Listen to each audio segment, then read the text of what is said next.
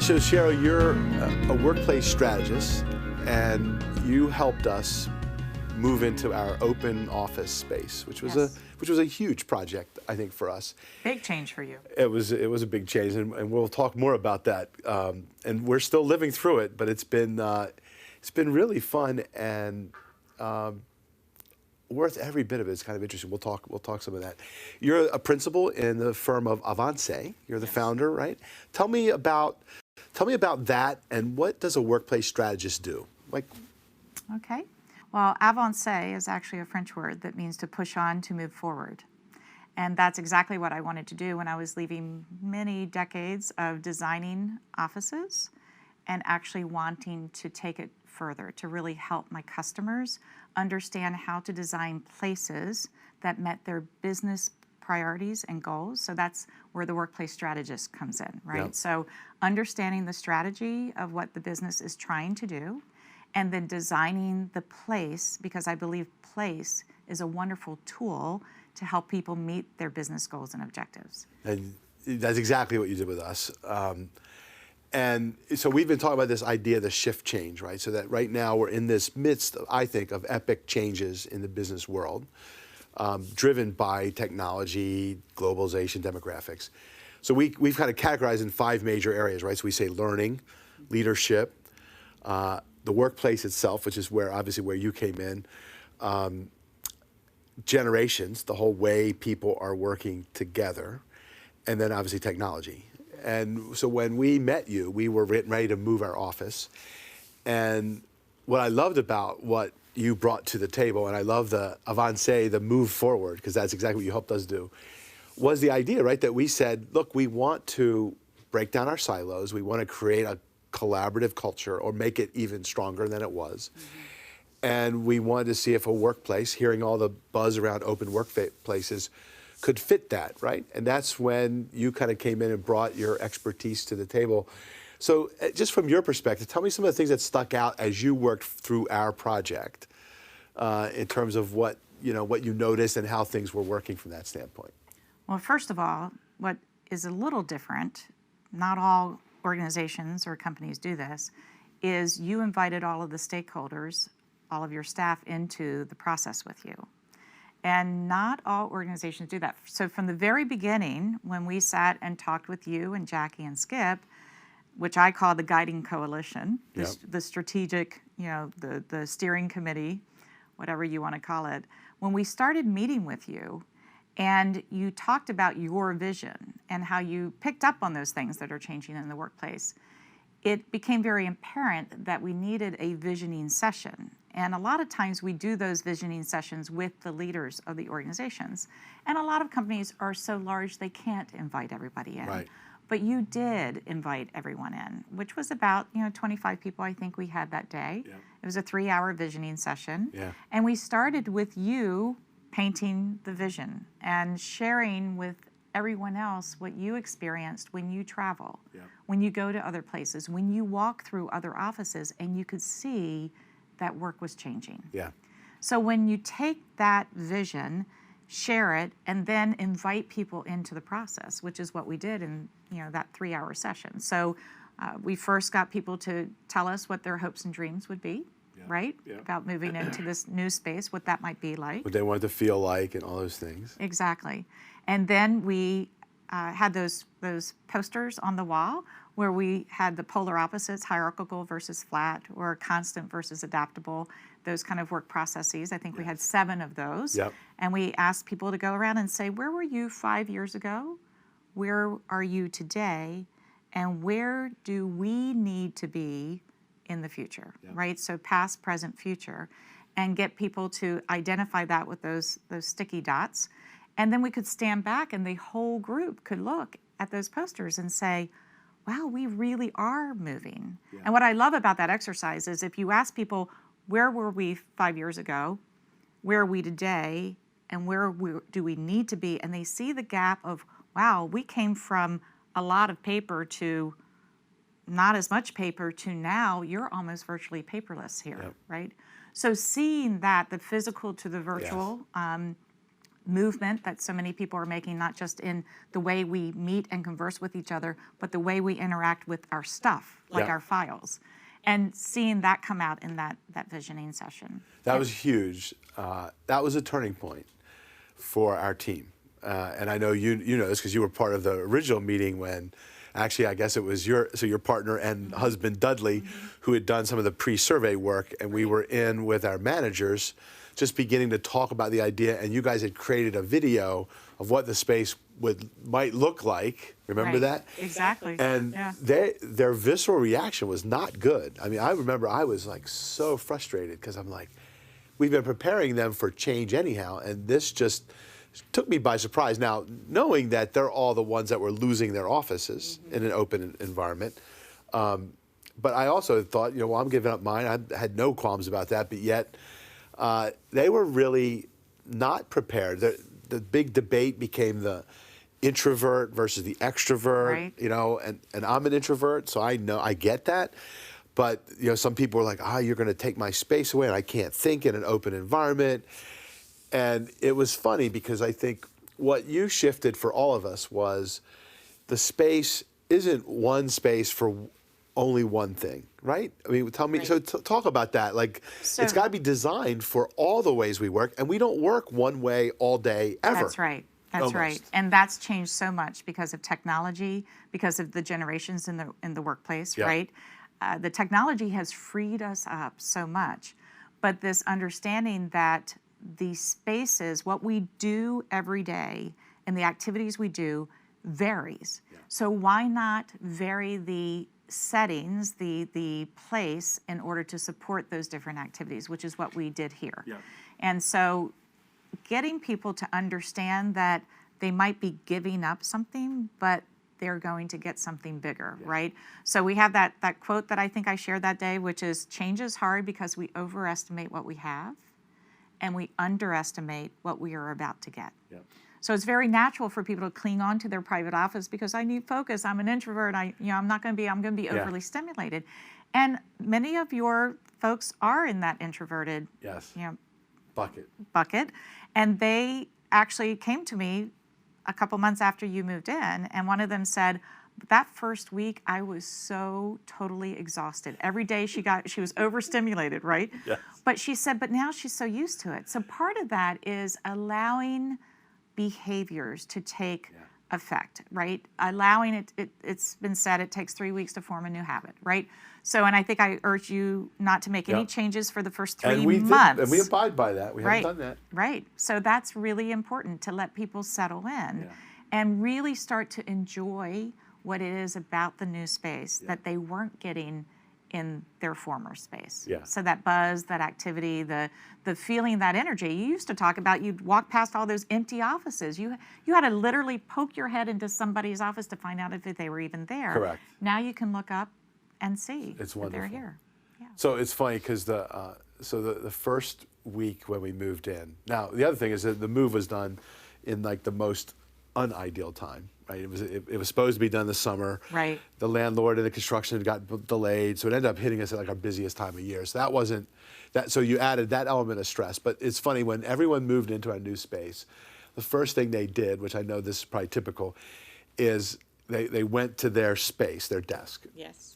And we'll have to talk about that too, because I remember you and I had a great conversation about that. So they just, like their old ways, they didn't want to leave their space. Right. So they all sat in a That's little right. space. That's right. And our phones weren't working the first week, right, correctly. So we didn't have our little like huddle rooms where we could have conference. So we didn't have privacy rooms working yet, which meant when Well, it people. was probably a good thing in Which retrospect. probably was. It's probably true. So it meant we had conference calls going on in the office. So when someone had to make a conference call, like one team would just get together, like in this area, and they would have a call. So then everyone else could hear it, and you could hear people getting all frustrated, and the introverts were going crazy. And it was an interesting dynamic watching that happen. And I said, look, we don't have any other choice but to figure this out. So finally, it was like, if someone is in your area is having that call and you need privacy, go to a space where there isn't a phone and you can work. That's how we built the space. Right. It took like a month for people to do that. And once they started migrating to where they needed to work, not thinking the only place I can work is my desk, because that's the way the office environment was. used to be. That's Right. my space. That's where I Right. do all my work. Suddenly they would like go to other spaces. Now they're using the stand-up desks. They're going into the little rooms.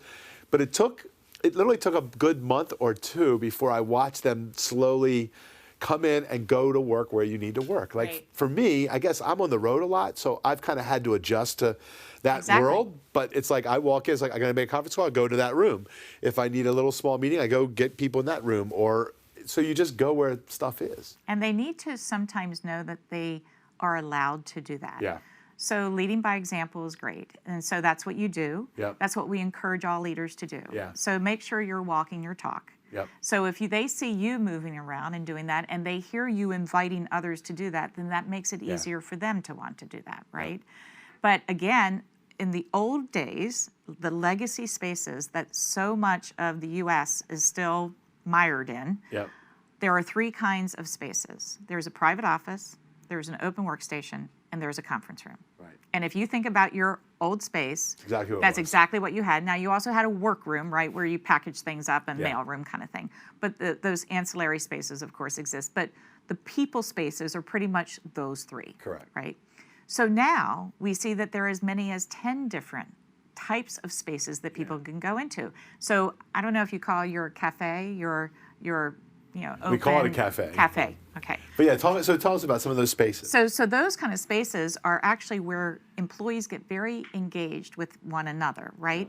And because you have those spaces, instead of them hanging at their colleague's workstation to talk about the ball game the night before or something else and interrupting the people around them, they can actually have those kind of conversations in a cafe area Yep. because it's bigger than just a coffee pot, Yep. right? And when you're squeezing past somebody to get the creamer out of the refrigerator. Yeah.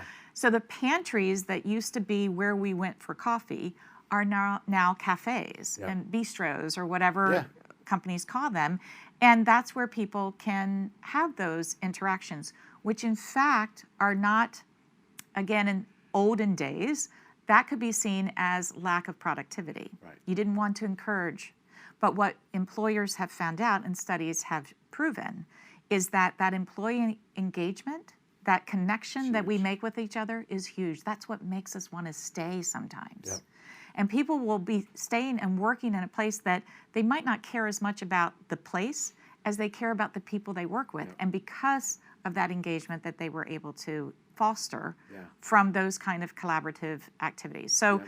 having places to do that, but also having places for like the workshops, for the spaces that, the flip charts move around and Yeah. people can just take flexible furniture, Yeah. right? Think about your old meeting Right. room, It right? was a big One conference solid table. big conference table. You could never move it. You couldn't do anything with. So when you have flexible furniture, you encourage people to break them down to move it and then put it back, right, when they're done. That gives them another opportunity that they didn't have. And even these spaces like this Yeah, collaborative this is a perfect area. example. Right. We can sit here and talk. Yeah. And we can also, we're talking a little loudly now, but if we knew people were talking, We could sitting lower around the us, volume. we would lower the volume. Yeah. Because that's what we learn to modulate our voices. We learn to adapt our behavior. And because we can see each other, we know that somebody's sitting there working. Right. If you have a tall panel, you don't know if Fred's over the panel or not, right? So point. you might not even modulate your voice. Interesting. So it's funny, we just did our staff planning session. So we have our whole team, and just like we did with your vision work, we were taking our work we did with our board and our management team and bringing it forward to our staff and getting their ideas around it. And we do a lot of big charts and sticky notes. That's one of the things that we loved about Yes. what you guys do. Yes. We originally were going to rent space, so we had big walls and little pre-planned tables for breakout work. And there was trouble getting a location or whatever, and somebody goes, why don't we just do it in our office? Yes. And originally we were like, nah, that's going to be like kind of weird and all, but your point about furniture that can move around in a big open space. So we ended up, we might probably used almost every square foot of this space in some on that day. So we started the boardroom where we had a video showing and everyone was around the big table there and on the benches. Then we went into breakout groups and we ended up moving this furniture, just like you said, Perfect, and we yes. created all these little breakouts in this area. And the comments from the group, so there's a couple comments I think that are significant. So one was, one of the sticky notes was, what do you want to take forward from where we went through all these changes this past year, right, including the move. 6 months in right Yes, now, right? right. Just about 6 months. And one of the stickies was no walls, no boundaries, no limits. Isn't that cool? That's So one of our awesome. team was like, that was their summing up the 6 months of moving in this space. So that was just like, that really made me feel good. And then the other thing at the end, they were reflecting and they all said, we are so grateful that we did this in this space. So I mean, literally we had. Because it could have changed things. Exactly. I mean, it's funny because we had, we just stuck stuff on the walls and they were just like sitting, like everybody was like just sitting around, some of them on the floor, some of them on the seats, some of them in little tables. And it was just like casual and comfortable, had no formality Right. at all. And they just loved that. And I didn't, so the facilitator, Amy on our team, she was originally nervous about not having the ideal setting and she at the end goes, I was wrong. This was the perfect space. So it's just kind of, we've come full circle, I think. So tell me about some of those other spaces. You said there's like 10 different types of spaces. Well, yeah. Well, let me build on that just for a second, because what I think is so great about that realization of what that space did for you is that the place, again, gets back to what I said before. The place really supports your business objectives, right? So if you can design a space, because design really does shape our behavior. Yeah. And had you done it in a more formal setting, the outcome, I would guarantee, would be very different than what you experienced here. Yeah. And so that understanding of how human behavior is shaped by place is what more and more companies are understanding. And so then that does lead us to these other kinds of spaces that we see. So the open collaborative areas are wonderful. I do some consulting work with Herman Miller. They make chairs and wonderful furniture. Designers, And they did a big global study a few years ago and they studied all around the world, and they found out that 70% of all collaboration happens at the desk. So that people are really having those conversations there. And that's where a lot of people are also talking about, but that's where the distraction happens, right? So if we want to focus, we don't always get to focus if someone's disrupting us. But if we can move our conversation away from that to a spot like this where we can then collaborate. And we didn't have to reserve a room, right? We didn't have to book a space to do it. It's there for the taking. Or the cushions that you have Those are sitting right huge. there. The number of conversations that have when somebody just comes by and sits their butt there and it's like ad hoc meetings are just like, it's amazing. It's just cool. 70% of all collaboration happens right there. And if it's 2 to 3 minutes, it's a very quick chat. Right. You're not being very disruptive for very long. If it's longer, so what we say to people, if you're going to have a long conversation, you might not know that when you first come up, right? You think it's going to be a 60-second sort of comment. But then once you know that it's longer, then move away so that the people around you, if they're working around you and they're trying to focus, then take it somewhere. So you need to have a place for people to take it to that is free address, that they don't have to sign up for it ahead of time. So that's huge. One of the other things that we find a lot of companies are using are understanding that their workers themselves are mobile, or they have a high percentage of their work staff is mobile. So when they come into the office, do they have a home? Do they have a place to go to? And so you designed, we designed with you those areas that people can just go. It's up against the window. It's beautiful to look out. And it's a place for people to feel comfortable. So if I'm here visiting you and I needed to work for a couple hours in between a meeting, I would feel comfortable going there. I wouldn't feel as comfortable going to your work surface and desk and sitting there, right? Or somebody else's, because I sort of feel like I'm in your home, way, right? So this is a place that we find that having those places to invite visitors and or mobile workers, because all companies, even if they don't have mobile workers, they probably do have visitors that come in. And with the mobility and the technology we carry with us, isn't that great to be able to offer a place for that person to reside? Very cool. And it's funny. So when we did this, we obviously did a big technology thing. So we went cloud and outsourced our servers and stuff to hosted outside systems. We got everyone laptops. So everyone in the office is mobile. There's workstations where they can hook up. A lot of people have the 3-screen monitors for heavy work, but everyone is mobile. And And it's back to that, it took a little bit of time, but about a month in, so everyone's got these little laptops, and pretty soon people were walking over to other people with their laptops. So before, they would have to invite you to go visit them in their office. So now it's like they just got up and went over and said, hey, Cheryl, let me show you this. And they pop their notebook and they're looking at stuff, or you get 3 people and you pop it up on Apple TV on a monitor on the wall. And so and we did a survey. We were pretty bold in the first, probably 2 weeks we were in. We did a blind survey with everyone, right? Live. They were all like laying around in the group, and we were doing a staff meeting, and we asked them, are you more productive? Has collaboration happened? And what else do we need to do? And something like 82% said that they had already experienced increased productivity and collaboration in the first 2 weeks. Wow. That was pretty cool, right? That and is some of them, the awesome. jury was still out, and there were some issues with the noise, and we had to work through those bugs. But overall, and then that sticky note, no limits, no boundaries notion. So what I love, and I think this is critical, because I've had some people interviewing us, asking us questions. Our members are fascinated by it, by the way. They're all hearing about it. Right. So one of the things I make my point for us, and I think you brought that home to us, was it's got to be about your business strategy first. And I love the notion that you've married design and space to the business objectives. And when we first sat down, we're like, we want to be collaborative. We got to learn fast. We've got to be able to move quicker. It's what our board has asked us to do. And then you were like, here's some ideas to think about that. So tell me about that. Like, why is that so important, do you think? And what's kind of your perspective on that? Well, I think it used to be, again, that designers would come in with their preconceived ideas based on past experiences, and businesses weren't as good about expressing what it was that they were trying to do. They were pretty much like, we just need a space to work in. They weren't thinking, what's my strategy and how could space influence that? And if you remember, when we first started talking with you, you were thinking about how many square feet you had in your last space, and could you reduce that and get it down to something else? Now, that is how most conversations used to start.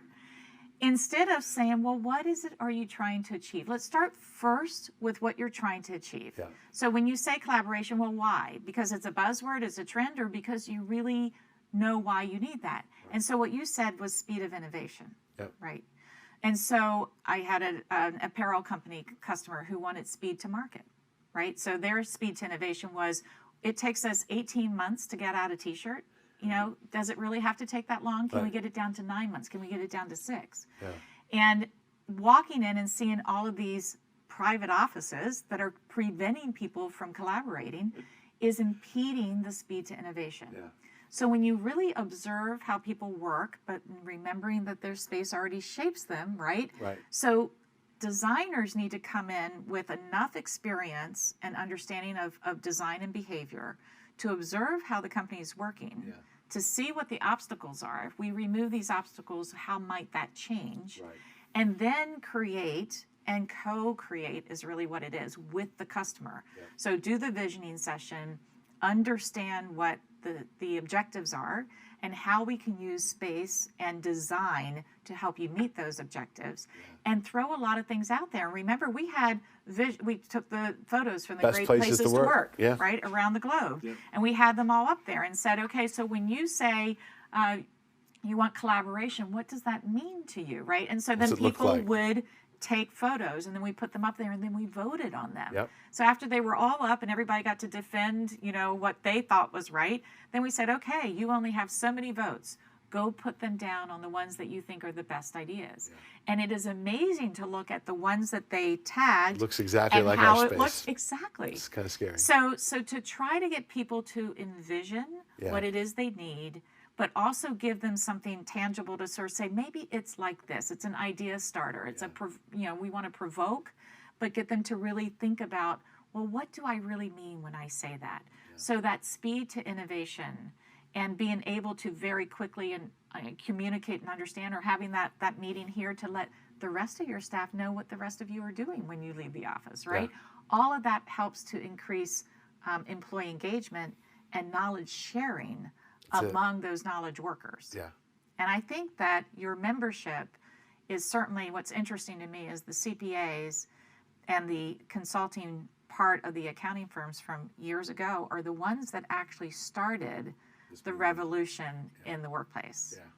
And now it's gone from mere hoteling concepts for auditors who spend so much of their life at their customers', offices, to how can we really take some of those ideas about mobility now that technology has really freed us and enable us to have that really penetrate the inner workings of our day-to-day offices and make that a more appealing and productive place. So it has been interesting now. So the other thing is, and this back to when we started, in our travels, we train a lot of Fortune 500 finance accounting teams, and that was where I initially saw the trend. And it was in the finance groups. I mean, we were down at Constellation Energy, which is the Exelon, and Sienna, and Under Armour, and you could see the trend, even in the finance groups. And we sat down and talked to some of their CFOs, and it shocked me originally when I thought, this like SEC reporting and treasury and those functions didn't seem to be something you would want in a big open space. And to a T, every one of them said, no, it was the best thing they ever did. And I'll never forget, we're in a town hall meeting and we're sharing our story with all of our members. And so a couple members are like, that seems stupid. And, there's always the haters that are kind of like, I don't think we're ready for it. And one of the young ladies was SEC reporting at one of our big corporates. And she's like, I was originally very skeptical of it when it happened to us. And she said, after the first couple of weeks, it's the best thing that's ever happened. So again, it's that getting through that change. But I do want to say, so I did a blog post on a LinkedIn influencer. So I did a LinkedIn post and had a ton of, it must have had like 40 or 50,000 views. It was crazy, but a lot of haters. So there was a whole lot of people that were immediately, viscerally hating on that, saying, that all these companies have cut costs by doing this. So what do you say to them? So that can't be, so they're actually, right, many companies are looking at it as a real estate reduction strategy, which impacts the bottom line immediately, right? Right. That can't be the only reason to do it. Yeah. And that is the wrong reason to do it. And many of those people that were hating that are probably, living in Victims of that. And that's wrong. So what we need to do is make sure we're having the right balance that, again, is getting back to the objectives. Because if you go to all open for the purpose of all of this knowledge sharing is great, but if you don't give them the focus rooms that you've done here, right? So you have to design those focus spaces. Some companies have quiet areas of a floor, like the quiet car on a train, right? So I was on the train last week and the business class was full. That's where our tickets were. We could have gone to the quiet car and I'm like, but I have to conduct business. I've got to be on a phone call. So I couldn't choose the quiet car. Right. But on a different day, I would have chosen the quiet car. Right. And that's exactly what happens in offices today, right? So we want to be able to give people the right balance of spaces. So they need focus spaces and they need collaboration spaces. And so those people who were so visceral in their responses are probably living in spaces that really aren't designed well. I think you're right. That was kind of what I suspected was the right answer. I think early on when our managers were reacting to this idea, not in a fun way or a good way. Yeah, I remember some of those. I remember they brought up the introvert thing, and I know because I'm one. So I went and researched it with Susan Cain, who's the obviously the introvert's hero. And done some amazing work, her book Quiet. But in that, actually, she makes a cross. In fact, she wrote that book in a Starbucks, by the way, which is kind of interesting. Which is. Right? Which is the whole idea of you can concentrate. You can be alone together. Yeah. Right.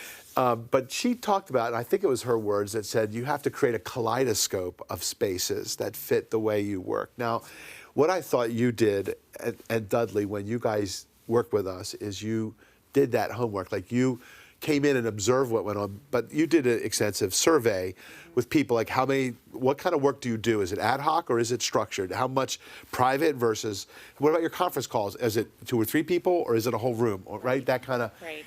And I remember that's when you really came back and said, here's the stats. So, here's what kind of the mix you're going to have to think about. And I think that and I've advised a lot of folks, I said, if you're going to think about this, you have to do it with intention. And that means bring in someone like you that knows how to do this to help you understand how your work is being done and where do you think it's shifting. And then the business strategy, number one, but then look at the reality of where you are and how are you going to shift that? Yeah, 'Cause and what's the gap? Yeah. Right. How far are you Yeah. going to have to jump? And I do think that most design professionals, many years ago, design professionals got paid to do good programming. That's what we call when we're Right. gathering the information. Number of spaces. Right. And we got paid to sit and observe. And then we got away from that.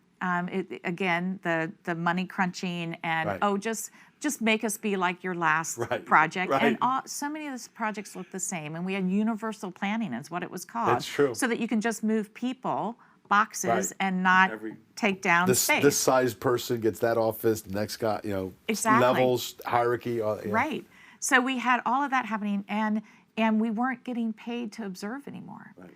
And so when Dudley and I talked to you, I remember we said we want to come in, and it doesn't mean when he's sitting here, it's not that you're paying for all of his time to sit there because he's probably working on other client work, but we can listen, we can observe, because when we ask people how they work, they're going to answer according to how the space has already shaped them. So we need to know that, and we need to ask some of the survey questions you asked. But we also need to observe, and we also need to see when someone's doing a workaround because the space wasn't enabling them to do it properly. And a trained design professional eye knows the difference. Yeah. And that's what's really key. So what I'm afraid of now, because I've been hearing this from some of my members, I'm afraid there's another group of designers out there that have the standard open place deal.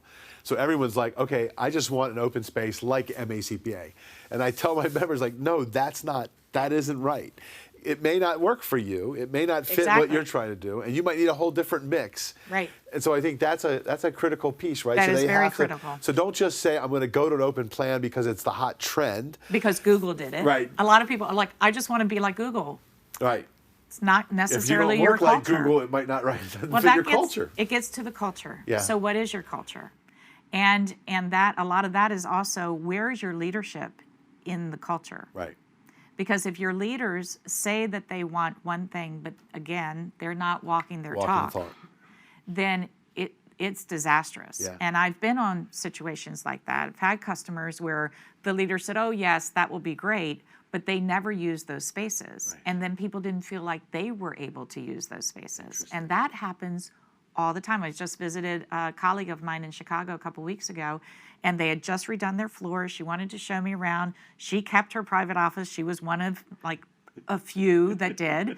She's walking me around. She's showing me everybody. And I said, well, what about all those collaborative spaces? And they had all these little, wonderful little sofa groupings all the way down, beautiful view of Chicago.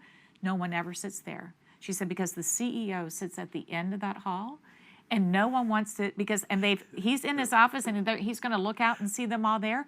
They never use it. The biggest waste of space. Wow. So again, the leaders have to say, it's okay, and then they have to encourage people like you did. Bring people out, say, I want to see you here. And if that CEO sat there and conducted his business there and invited people in, it would change things up, but that's not their culture. So you can't just take, and they took somebody else's culture and put it in theirs. It doesn't work. That actually will do more harm, I think. Exactly. So it is funny because I joke with everyone because let me go. I want to ask this question, which because you and I had this conversation. I remember with Skip and Jackie and Dudley, and one of the things I asked when we started, we were talking about what are the trends and what people are doing and what they could do with this footprint, and the question was, should we have one space for every person? In light of, we have a joke around here. I call it Head Count Friday. So on Fridays, when I'm in, I would walk around the office and I'd count how many people are here, and then I'd get on the pager and say, Head Count Friday, there's 12 people here out of 30. So I go to Skip, my CFO, and I go, why are we paying rent for 30 spots when there's only 12 people here? Well, there are days when all 30 are here, but I'm like, well, how many of those days, and what is it? Which you asked at your last place. Yes, and so I remember, the conversation we had is I said, all right, Cheryl, so what is the best practice? Now, again, knowing that you should be doing culture, intentional strategy, all that stuff we just talked about, but what are you seeing in best practices, like in terms of number of spaces? So for a company that's 30 or 100, what's the average footprint that you're seeing from, I know you've been all around the world looking at this stuff. So it used to be, and there are gross numbers and usable square foot numbers, And we used to talk about square feet per person, and real estate brokers will still use that term. And Yep. what we're trying to do is get them to really think differently, and it's square feet per work point, because where people are working is different than that assigned desk. Got it. So some of what we're seeing is if 250 a square foot many years ago, recently 200 square feet, 250 square feet per person, 200 square feet per person is the average. So if a real estate broker, if you just called and said how many people you had, that's probably what they would put into Start their out to their space calculation, plan, right? What we're seeing is that's really coming down, and it's coming down to 150 square feet per person, 100 square feet per person. And so when I toured Singapore and Australia a couple of years ago with one of my customers, we went to really see what they were doing about space, because they were employing what's called activity-based working, ABW. And when they say it, beyond just designing these different places for all these different activities to happen, when they do it in Australia and Europe, they're also doing it with the intention that it is not an assigned space. Right. And you liked that idea because you didn't want an assigned space. Right. And your staff convinced you to go ahead and take one. Yes. But I could see what you said is, in the future, if you grow, then instead of adding real estate, you will then start having more people be mobile, and the spaces won't be assigned. Correct. And that's exactly what they're doing in Australia and Europe. And what happens is that square footage per person, there at square meters per person, is coming down. Yeah. And most of the companies I walked in averaged around 100 square feet per person if you analyze the number of people reporting to that building. Yep. So in Sydney, Australia, Commonwealth Bank has 6,000 people reporting to a building that holds 4,500 people. Wow. Because 1,500 people on any average Given day aren't there. weren't going to be there. And they did the analysis. They tried it. A lot of people said it wasn't going to work, and it worked. Interesting. And so they don't have assigned spaces at all. So you just show up and you go, because you're working in the cafes, you're working in meeting areas, you're working in other places. So they don't literally have 450 quote, Workstations. 4,500 quote workstations for people, right? Yeah. And that's a huge difference. Now they do have a locker for Right. everyone. So all 6,000 people have a locker to put their things in, right? So Cheryl, I know you've written a book which I love, right? Changes on the Win, and you obviously use some of John Cotter's change management. So tell us a little bit about change, because I think what you shared with us and helped us through is this whole idea of changing your workplace is like changing anything in a business or company today, and you have a lot of background in that notion. So talk a little bit about the whole idea of change and what you kind of covered in your book. Right. So I went back to school to get my master's in positive organization development and change from Case Western Reserve University. So I actually have a master's in change, which everyone thinks is really funny, but I do. I think it's needed more and more today. It is, and precisely because it is very difficult to take people from from the legacy workspaces of yesterday to the future of tomorrow in workplace design. And so what we really need to do is to lead people in that process. Yep. And the way to do that is, and you're right, I love John Cotter's 8 steps to change. And so one of his first things is establish a sense of urgency, right? And so there's nothing like an impending move, right, to get people to pay attention. But before that, so the lease was ending, right? That's sometimes the reason, which is what drove your shift. But we want to make sure that people understand the reasons behind the change and then get them involved in the process. So they must be empowered and brought into the process, which is what my book talks about. Yep. So instead of it just being done to them, the change is being done with them and they're part of it. And so that is the best way to really get people to embrace change, is to involve them completely in the process, give them a voice, help them communicate those changes, and help them understand what they might need to do and how they can be part of the solution. Yeah. And one of the best ways to do that is to have an early success. So if you can take one of those introverts that was resisting, right, and they say something positive, then take that and leverage it to help the others be more comfortable with that. So we're always looking for opportunities to engage people to get them to be part of it and bring them along in the process. So And, that's and what the idea of small wins, I think that was critical. Exactly. And we saw that early on. There was certain people that really loved the idea of no walls. The young people, the millennials, oh my God, my goodness, they were yes. all over it. Yes. And so really what we had to do was address the challenges that the managers, and having you guys come in and do the joint visioning session, right? That's what shifted them. That's what started. So They could- change they management could see it. started right there with that visioning session. Yeah. And continued all the way through. Yeah. Exactly. So I think that's critical, and that's relevant to any change, whether you're changing IT systems or you're moving your office or you're trying to change a big thing in terms of how you're doing business, right? It's the same principles. Exactly. I wrote the book for managing change in the workplace, Yeah. but my mom read it and said, this applies to anything in life, and it does. So it's how do you help people go through change? And so those steps are really important. And the more you give people a process, a voice in the process, the better it is. And that's exactly what you did with your culture club here. So they wrapped the workplace change into their regularly scheduled meetings and then continued that process, because you invited me a couple months ago to sit in on their meeting. And it was great to hear how they were still continuing to making sure that people were comfortable with the change and including that change management process beyond occupancy. Yeah. It goes further. So Cheryl, now you've done this with lots and lots of organizations. If somebody, so one of my CPA firms comes in here and have no idea where to start. Somebody came in and maybe gave them, you should think about this whole open space thing, or worse, they said, here's the cube layout and you're going to do the old style deal.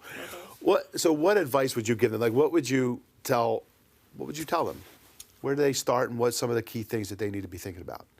Well, first I would tell them to do a visioning session. It's really important that they understand what their strategy is and why they're trying to get to somewhere. And they might need to come to agreement within the leadership. Right.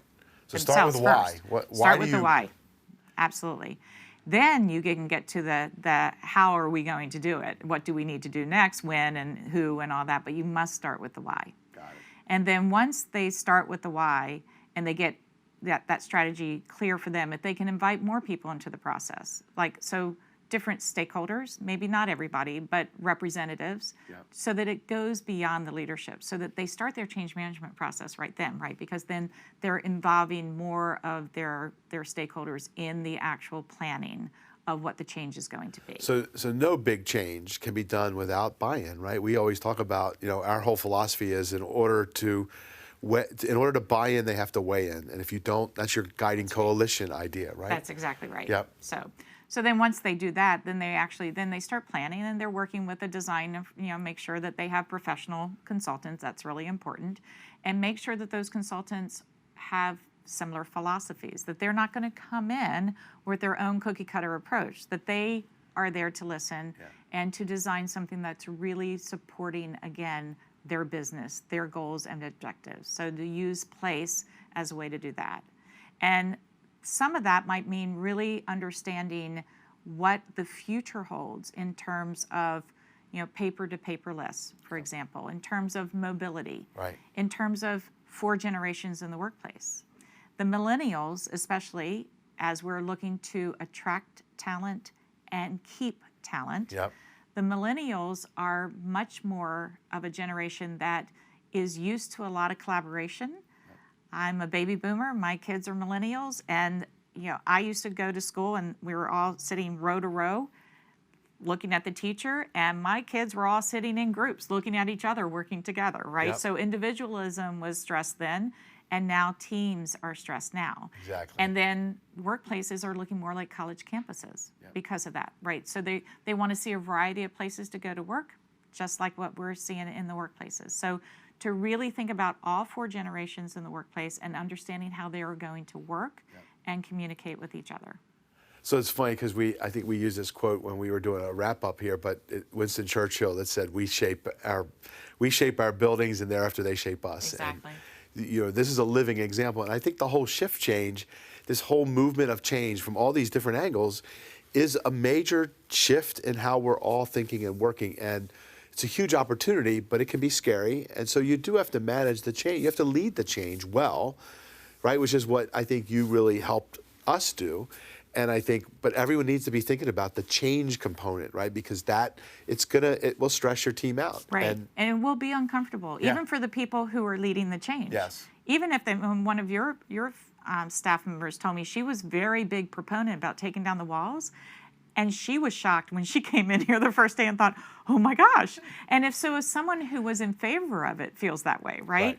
Then all the more so that we need to be very aware of how everybody else is feeling, and to put that into words to say this is going to be uncomfortable for a period of time, but working together we will get through that, and we will benefit. Actually, this will be a better thing.